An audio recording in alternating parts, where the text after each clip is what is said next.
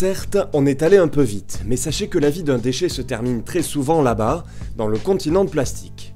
Une gigantesque concentration de déchets dispersés aux quatre coins du globe, dont la surface totale correspond à 6 fois la France et un tiers des États-Unis, pour plus de 30 mètres de profondeur, la masse la plus importante se trouvant au nord du Pacifique. Chacun a sa part de responsabilité, ne parlons que des cigarettes, il faut savoir qu'une personne sur 3 fume en France, ce qui nous fait environ 350 000 fumeurs à Toulouse, soit près de 700 000 mégots potentiels jetés par jour. S'ils venaient à se retrouver dans le Pacifique, un seul mégot polluerait jusqu'à 500 litres d'eau, l'équivalent de ce que consomme une personne en 1 an et demi, pour donner un exemple concret.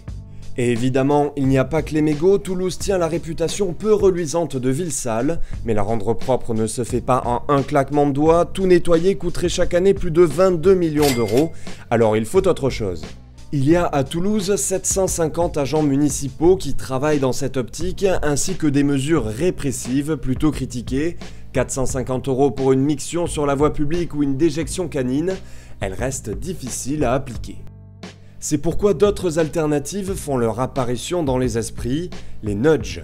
Créés dans les pays anglo-saxons, ce sont littéralement des coups de pouce. Concrètement, ils incitent inconsciemment les citoyens à changer leurs habitudes en matière de propreté, sans contrainte ni obligation.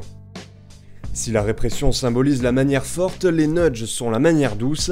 L'exemple le plus connu, la mouche dans l'urinoir, mais de nombreux autres ont déjà prouvé leur efficacité.